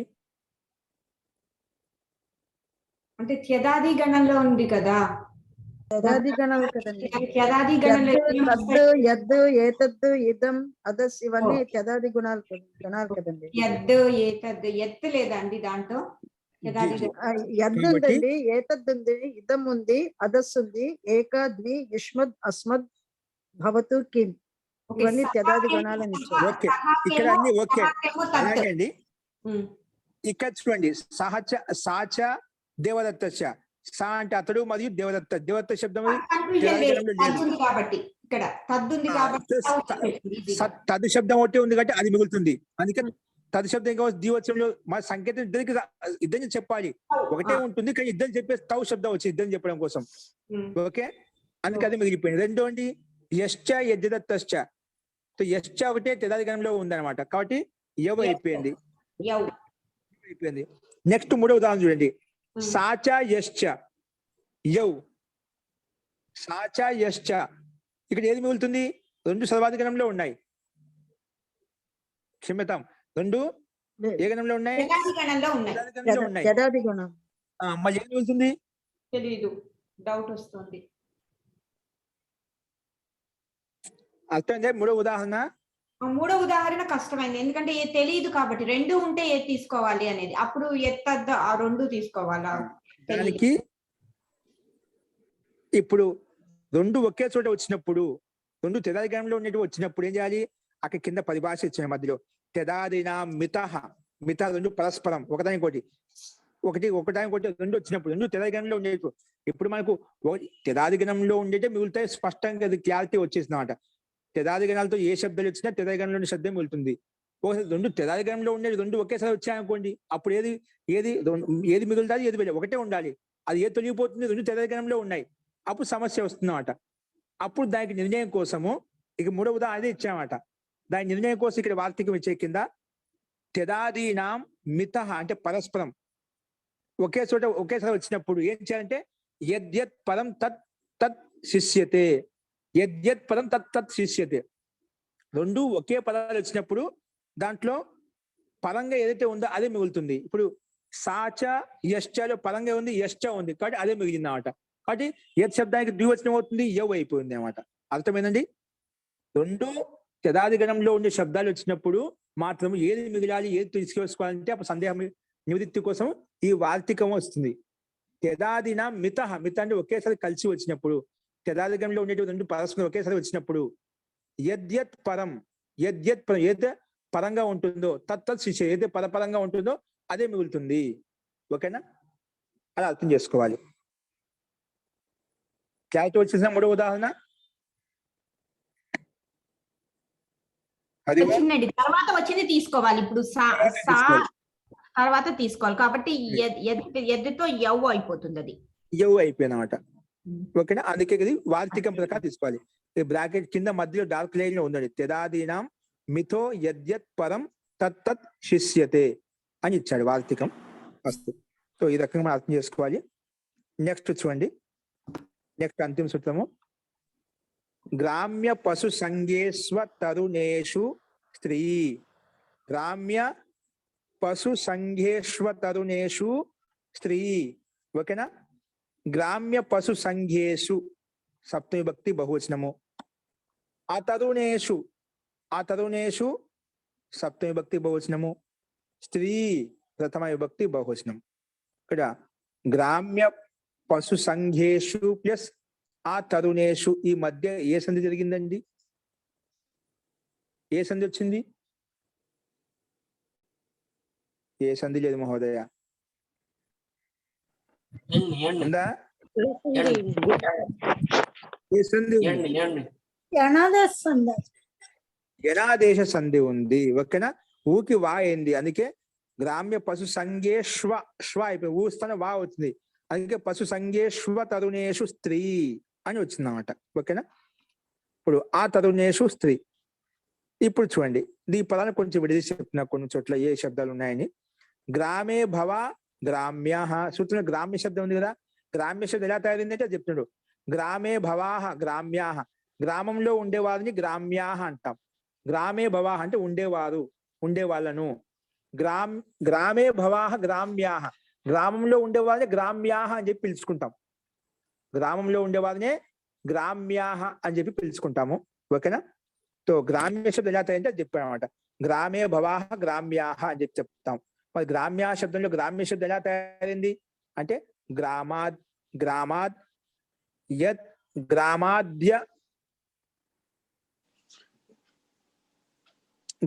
యఖయౌ యత్ ఖయౌ అండి. గ్రామాత్ యఖయౌ, యా ప్రత్యయము ఖై ప్రత్యయం అండి. గ్రామాత్ యఖయౌ, గ్రామ ప్రాతిపదికం చేత యా ఖై ప్రత్యయాలు వస్తాయి, రెండు ప్రత్యయాలు వస్తాయి. ఇంకా గ్రామ శబ్దం చేత తద్ధితం అవుతుందండి, ధాతు అధ్యాయం కదా, తద్ధిత ప్రత్యయం అవుతుంది. యకారము అకారము, ఖకారము అకారము, యా ఖయౌ రెండు ప్రత్యయం. గ్రామాద్ యత్ ఖయౌ ఈ ప్రత్యయం, యత్ ప్రత్యయము ఖై ప్రత్యయం. ఓకే, అందుకే ఇత్యనైనా యత్ ప్రత్యయ. గ్రామాద్ యత్ ఖయౌ ప్రకారంగా యత్ ప్రత్యయం వచ్చిందండి. ఓకేనా? గ్రామ అనే శబ్దం చేత యత్ ప్రత్యయం తెచ్చుకుంటే దానికి గ్రామ్య అయిపోయింది. ఏమైపోయింది? గ్రామ్య. గ్రామ శబ్దానికి యత్ ప్రత్యయం తీసుకుంటే గ్రామ్య శబ్దం వచ్చేసింది అన్నమాట. ఏమొచ్చింది? గ్రామ్య శబ్దం వచ్చేసింది. ఓకే, తో గ్రామ్య శబ్దం ఎలా తయారైందంటే గ్రామాద్ యత్ ఖయౌ ప్రకారంగా యత్ ప్రత్యయంతో గ్రామ్య శబ్దం తయారైంది. బహువచనంలో జస్ట్ తీసుకుంటే గ్రామ్యాహ అనే రూపం సిద్ధించింది. అస్తు.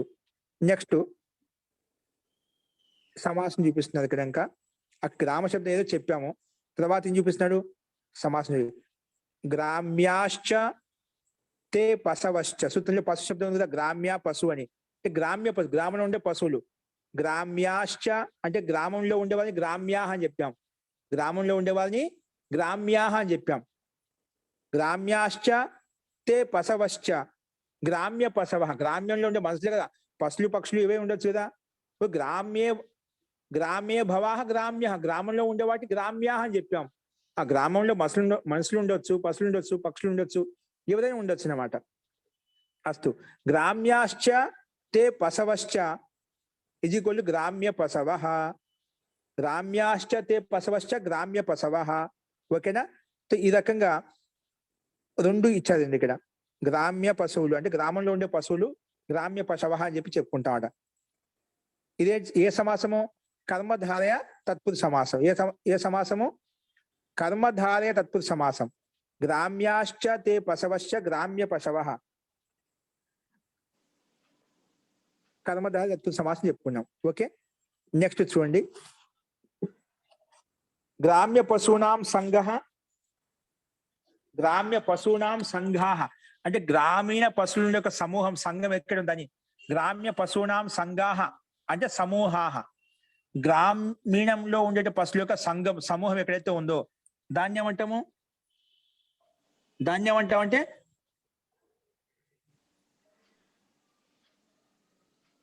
గ్రామ్య పశూనాం సంఘాః అంటే సమూహాః. సమూహాః దాన్ని గ్రామ్య పశు గ్రామ్య పశు సంఘాః. గ్రామ్య పశు సంఘాః. వాక్యం అంటే గ్రామ్య పశు సంఘాః తేషు గ్రామ్య పశు సంఘేషు అని చెప్పుకుంటాం. తేషు గ్రామ్య పశు సంఘేషు అని అర్థం వస్తుంది. సముదాయం, గ్రామంలో ఉండే పశువులు ఏవైతే ఉన్నాయో, సంఘం సమూహం ఏవైతుందో వాటి గ్రామ్య పశు సంఘాః అంటాం. గ్రామంలో నివసించేటువంటి ఉన్నటువంటి పశు సముదాయం ఏదైతే ఉందో దాన్ని గ్రామ్య పశు సంఘాః అని చెప్పి చెప్పుకుంటాం. సంఘాన్ని సమూహాః అని చెప్పి చెప్పుకుంటాం. అదన్నే షష్ఠి తత్పురుష సమాసం చేశాం. నెక్స్ట్ ఆ తరుణేషు అనే శబ్దాన్ని విడగొట్టున్నాడు. ఆ తరుణేషు. ఓకే, అది చూడండి. నా విద్యంతే తరుణాః యేషు. నా విద్యంతే తరుణాః యేషు సంఘేషు అంటే నా విద్యంతే తరుణాః యేషు సంఘేషు తే ఆ తరుణేషు. ఆ సంఘంలో, ఆ సమూహంలో ఈ గ్రామీణ పశువులు ఉన్నాయి కదా, అక్కడ నా విద్యంతే ఏంటివి? నా విద్యంతే తరుణాః యేషు సంఘేషు. తరుణాః అంటే ఏమిటి? తరుణావస్థ కలిగినటువంటి, యువావస్థ కలిగినటువంటి పశువులు ఏవైతే ఎక్కడైతే లేవో నా విద్యంతే తరుణాః యేషు సంఘేషు. దూడల్ లాంటివా? చూద్దామండి. తరుణ వయసు అంటారు కదా, తరుణ వయసు, యుక్త వయసు. దూడల కంటే కొంచెం పెద్ద కొయ్య దూడలు. తరుణ వయసు అంటూ ఉంటారు. తరుణత్వం కలిగినటువంటి కొంచెం వయసు వచ్చిన కొంచెం వయసు పశువులు అన్నమాట. అలాగే అవి లేవంట అక్కడ. అందుకే నా విద్యంతే తరుణాః యేషు సంఘేషు. ఏ సంఘంలో అయితే వాటిని ఏమంటాము? తే అతరునే, తే అతరునాః. వాటిని అతరునాః అంటాం. తేసు అతరునేషు అంటే తరుణ పశువులు ఉండకూడదు అంట. కొంచెం వయసు కలిగిన పశువులు ఉండకూడదు అని చెప్పాడు. ఓకే, ఈ రకంగా ముందు పదంలో ఉండేటువంటి, సూత్రంలో ఉండే పదాల యొక్క వివరణ మనం చెప్పుకున్న. గ్రామ్య అంటే ఏమిటి, తర్వాత దాన్ని అన్నిటికీ కలుపుకొని సమాసం చేసుకున్నాము. తర్వాత అతరునేషు అంటే అంటూ కూడా చెప్పుకున్నాము. ఇప్పుడు సూత్రాలతో ఏంటో చూద్దాం. ఇక్కడ పద విభాగం ద్వారా మనకు ఈ సమాసంలో ఉండే పద విభాగం ద్వారా అర్థం యొక్క క్లారిటీ వచ్చేస్తుంది మనకు. అందుకే సమాసం అనేది అత్యంత అనివార్యము. అస్తు. ఇప్పుడు చూడండి, అర్థం చూడండి. ఆ తరుణేషు ముందే విడగొట్టేసామట. ఆ తరుణేషు అంటే అటువంటి సమూహంలో గ్రామీణ పశు సంఘం సమూహం ఏదైతే ఉంది చెప్పుకున్నాం కదా, ఆ సమూహంలో ఆ తరుణేషు అంటే అటువంటి సమూహము. ఆ తరుణేషు గ్రామ్య పశు సంఘేషు. తరుణ పశువు లేనటువంటి అటువంటి గ్రామ్య పశు సంఘంలో స్త్రీ శిష్యతే, స్త్రీ మాత్రం మిగులుతుందంట. అటువంటి గ్రామీణ పశు సముదాయంలోంచి, సమూహంలోంచి ఏమవుతుందంట? ఓకే, స్త్రీ ఉంటే ఆ సముదాయంతో స్త్రీ శబ్దం వచ్చింది అనుకోండి, స్త్రీ శిష్యతే అంటే స్త్రీలింగ పశువు ఏదైతే ఉందో అది మాత్రం మిగులుతుంది. దీన్ని బట్టి స్త్రీలింగం మిగులుతుంది అంటే ఏమవుతుంది? పుమాన్ ఉండదు. స్త్రీలింగం ఉంటుందంటే పుల్లింగం ఉండదు. పుమాన్ నివర్తతే. పుమాన్ నివర్తతే మనం చెప్పుకున్నాం. పుమాన్ స్త్రీయ ఇది అనేనా శేష ప్రాప్తే స్త్రీ విశేష విధేయతే. పుమాన్ స్త్రీయ ప్రకారంగా పుల్లింగం మిగులుతుంది చెప్పాం. కానీ ఇక్కడ గ్రామీణ పశు సంఘ విషయంలో మాత్రము స్త్రీ పశువు ఉంటాం. మనుషుల్లో అయితే పుల్లింగం మిగులుతుందా అంట, పుల్లింగమే శేషంగా ఉంటుంది. కానీ పశు సమూహంలో అయితే గినా, పశువుల్లో అయితే గినా అవి కూడా గ్రామ్య పశువులు. గ్రామ్య పశు విషయంలో అయితే స్త్రీ శిష్యతే, స్త్రీ శిష్యతే మనం చూస్తాం. కానీ మన పశువుల్లో అయితే మనం స్త్రీ పశువుల్ని ఎక్కువ పెట్టుకుంటాం. ఆవులైనా గేదెలైనా, ఎందుకు మనకు అన్ని రకాల సహాయపడుతుంటాయి కాబట్టి. స్త్రీ పశువుల్ని ఎక్కువ పెట్టుకుంటాం. మిగతా అమ్ముతుంటా లేదా పక్క తీసేస్తుంటా అంట, ఎక్కువగా అదే పెట్టుకుంటాం. అందుకే లోక వ్యవహారం ప్రకారం ఇక్కడ ఏమి ఇచ్చాడు? అందుకే పుమాన్ స్త్రీయా ప్రకారంగా పుల్లింగం తోటి ఎప్పుడు స్త్రీ స్త్రీలింగం వచ్చినా పుల్లింగం మిగులుతుంది చెప్పినాం. ఇక్కడ ఏమంటున్నాం, పశు సందర్భ విషయంలో పుల్లింగ శబ్దాలతో స్త్రీలింగం ఎప్పుడు వచ్చినా స్త్రీలింగం మిగులుతుంది, పుల్లింగాలు వెళ్ళిపోతాయి అని చెప్పి ఇక్కడ స్పష్టంగా చెప్పారన్నమాట. కాబట్టి పుమాన్ స్త్రీయ ఇది అనేన పుంసః శేషే ప్రాప్తి, ఈ సూత్రం ప్రకారంగా ఆ పుల్లింగం శేషంగా ఉండాలని చెప్పి ప్రాప్తమైనప్పుడు స్త్రీ శేషో విధీయతే. కానీ ఈ సూత్రం విశేషంగా గ్రామ్య పశు సంఘ విషయంలో మాత్రము ఆ తరుణేషు తరుణ ప్రత్యయం తరుణ స్త్రీ పశువులను వదిలేసి అక్కడ స్త్రీ ప్రత్యయం మిగులుతుంది. ఒకే తరుణ స్త్రీ పశువు ఉన్నా అనుకోండి, అక్కడ అది కూడా మిగలదండి, అందుకే దాన్ని వదిలేసానమాట. ఆ తరుణేషు దాన్ని వదిలిపెట్టి ఆ సముదాయంలో పశు సముదాయంలో ఏవైతే స్త్రీ పశువు ఉందో అదే ఉంటుంది, పుల్లింగ పశువు తొలగిపోతుంది, నివృత్తమవుతుంది అని చెప్పి ఇది ఈ సూత్రం యొక్క అర్థం చెప్పుకున్నామండి. ఓకేనా? ఇప్పుడు అదే విధంగా ఉదాహరణ చూడండి. సో ఇక్కడ ఏమిచ్చాడు, పశు సమూహంలో మాత్రము స్త్రీ పశువు మిగులుతుంది, పుల్లింగ పశువు తొలగిపోతుంది. చూడండి, అదే విధంగా ఎగ్జాంపుల్ ఇచ్చాడు. గావశ్చ వృషభాశ్చ, ఏంటంటే గావశ్చ వృషభాశ్చ ఇది ఈక్వల్ టు అవుతుంది గావ ఇమాశ్చరంతి. ఆవులు ప్లస్ వృషభం ఎద్దులు రెండు వచ్చినప్పుడు ఏమొస్తుంది అంటే పుల్లింగాలు వచ్చాయి, స్త్రీలింగాలు రెండు వచ్చాయి. వృషభం అంటే ఎద్దు, గావ అంటే స్త్రీ పశువు, ఆవు, ఈ రెండు వచ్చినప్పుడు ఏమి మిగులుతుంది, పశు విషయంలో మాత్రం స్త్రీలింగ పశువే మిగులుతుంది, స్త్రీ పశువే మిగులుతుంది. కాబట్టి గావ ఇమాశ్చరంతి, ఇమాహ గావ చరంతి, ఈ పశువులు ఈ ఆవులు మేస్తున్నాయి. చరంతి అంటే మేస్తున్నాయి లేదా తిరుగుతున్నాయి. ఓకేనా? ఇక్కడ స్త్రీ పశువే మిగిలింది అన్నమాట. అంటే గావ శబ్దం మిగిలింది, వృషభ శబ్దం తొలగిపోయింది. అంటే గావాహ, ఇప్పుడు అందుకే ఒకసారి చూడండి, మనకు ఆవులు ఎద్దులు వృషభములు అన్ని మేస్తూ ఉంటాయండి. కానీ మనం లోక వ్యవహారంలో ఏముండండి, ఏం మేస్తున్నాయంటే ఆవులు మేస్తున్నాయండి అంటాం, ఎద్దులు మేస్తున్నాయి అంటాం. ఎప్పుడన్నా ఆవులు మేస్తున్నాయి అంటాం కానీ ఎద్దులు మేస్తున్నాయి అని చెప్పాం. ఆవులు మేస్తున్నాయని అంటాం, ఎప్పుడు వినలే ఎద్దులు మేస్తున్నాయని అంటారు, ఆవులు మేస్తున్నాయని అలా చెప్పామన్నమాట. అందుకే స్త్రీ పశువుకి ప్రాధాన్యత, పశు విషయంలో మటుకు స్త్రీ పశువుకి ప్రాధాన్యత ఉంటుంది. అందుకే గావ అంటే సమస్త పదంలో మటుకు రెండింటికి వర్తిస్తుంది. అక్కడ ఆవులు మేస్తున్నాయి అంటే ఎద్దులు మేయడం లేదని అర్థం కాదు, దాని ఎద్దులు కూడా ఉన్నాయి, ఆవులతోటి ఎద్దులు ఆటోమేటిక్ వచ్చేస్తాయన్నమాట. ఓకే? సో పశు విషయంలో మాత్రమే స్త్రీలింగానికి ప్రాధాన్యత ఉంటుంది, స్త్రీలింగం మిగులుతుంది. అందుకే గావ ఇమాశ్చరంతి అంటే ఇమాహ గావ చరంతి అన్వయం చేసుకుంటే ఇమాహ గావ చరంతి, గావ ఇమాశ్చరంతి అంటే ఇమాహ గావ చరంతి, ఈ ఆవులు మేస్తున్నాయి అని చెప్పుకుంటాం. అలాగే గేదె విషయం చెప్పారు. మహిషాశ్చ మహిష్యశ్చ, మహిషాశ్చ స్త్రీలింగంలో, మహిషాశ్చ మహిష్యశ్చ ఇది ఈక్వల్ టు ఏమవుతుంది, మహ్యాహవ, మహికి పుల్లింగం కావాలి కదా, స్త్రీలింగంలోనే మిగులుతుంది కాబట్టి మహి అన్నదే స్త్రీలింగం కదా. మహి స్త్రీలింగం, దానికి సారీ బహువచనం కావాలి కదండి, సరిగ్గా ఆలోచిస్తుంది. మహిషాశ్చ ఎందుకు ఇచ్చారండి? గౌరీ గౌరవ్ మహిషి గౌరీ గౌరీ శబ్దం అమ్మ. మహిష్యః గౌరీ గౌర్యః గౌరీ గౌరవ్ ఓకే, మహిష్య గౌర్య అలా వస్తుంది. గౌర్యః. మహిషాశ్చ ఎందుకు ఇచ్చాడు? బహువచనం ఇచ్చాడు, మహిషాశ్చ, మహిషాహ, మహిషః మహిషౌ మహిషః పుల్లింగంలో, మహిషాశ్చ రెండు బహువచనం ఇచ్చాడండి. ఓకే, మహిషః అంటే పుల్లింగ శబ్దం, పుల్లింగ బహువచనం, మహిష్య అంటే స్త్రీలింగ బహువచనం. ఓకే, తో మహిషాశ్చ మహిష్యశ్చ తో ఏమొస్తుంది, పుల్లింగ స్త్రీలింగం వచ్చినప్పుడు స్త్రీలింగం మహిష్య నదీ శబ్దానికి సమానంగా ఉంది, మహిష్య మహిష్య శబ్దం మిగులుతుంది. మహిష్య ఇమాశ్చరంతి, మహిష్య ఇమాశ్చరంతి. ఓకేనా? ఇక్కడ పశు విషయంలో స్త్రీలింగ శబ్దం అంటే మహిష్య శబ్దం మిగిలింది.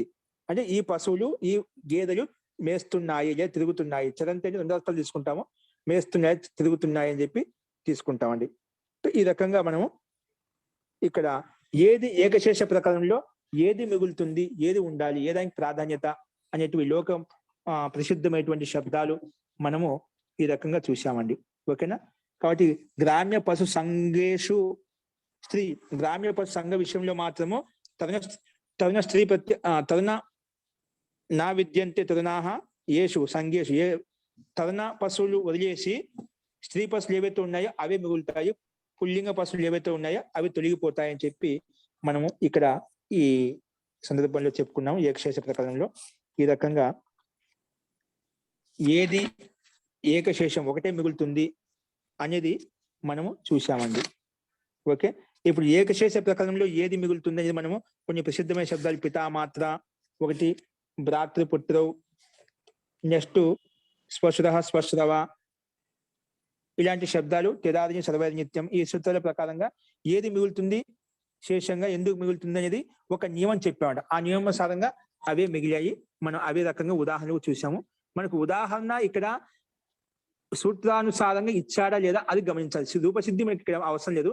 ఉదాహరణ మనకు ఆ చెప్పిన మహర్షి పాణిని చెప్పిన విధంగా ఉదాహరణ ఉందా లేదా చూడాలి. ఇక్కడ మనం చూసాం కదా, ఏది మిగిలింది అది పశు స్త్రీ మిగిలింది, అది మన గావశ్చిమాశ్చరంతి మహిష్యశ్చిమాశ్చరంతి అని చెప్పి పుల్లింగ స్త్రీలింగ శబ్దాలు వచ్చినప్పుడు పశు విషయంలో స్త్రీలింగ శబ్దం మిగిలింది అని చెప్పి మనం ఉదాహరణ స్పష్టంగా చూసిన. అది సూత్ర వినియోగంలో ఇక్కడ ఉందా లేదా, సూత్రార్థానికి అనుగుణంగా ఉదాహరణ ఇచ్చా లేదని అది గమనించాలి. అదే విధంగా మనం సూత్రాలు చూసాము, ఉదాహరణ చూసామండి.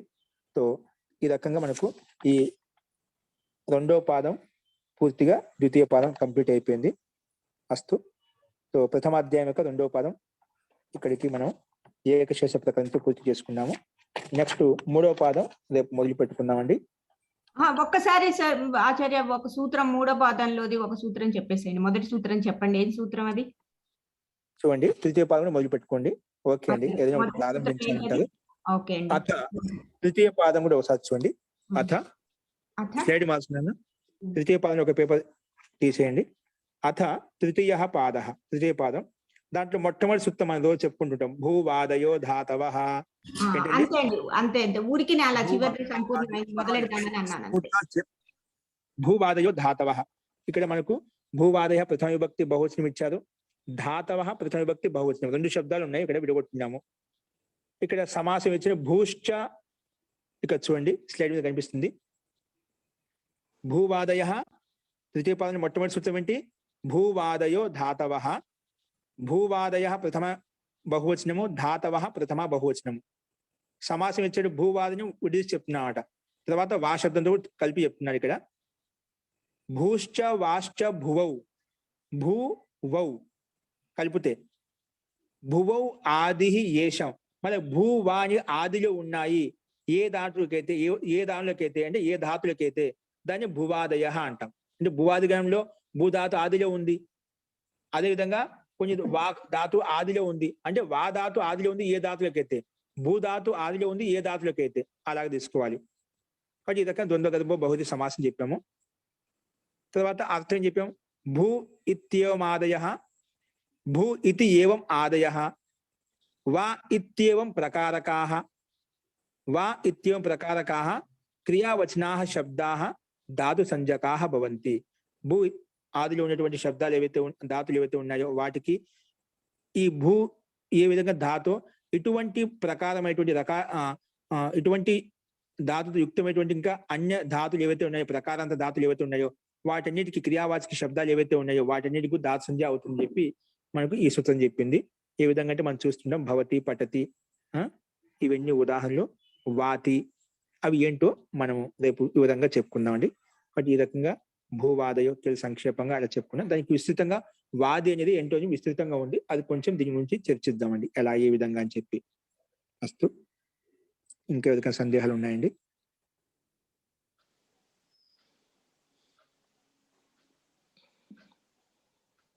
ఓకే అండి. అస్తు. మంత్రపాఠ.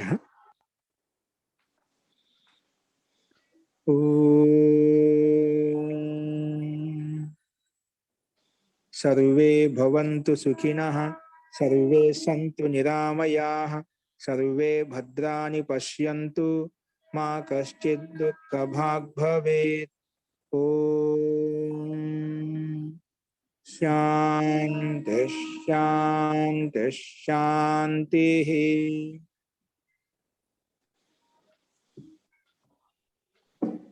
సర్వేభ్యో నమః.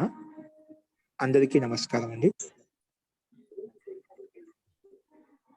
నమస్తే ఆచార్య మహోదయ.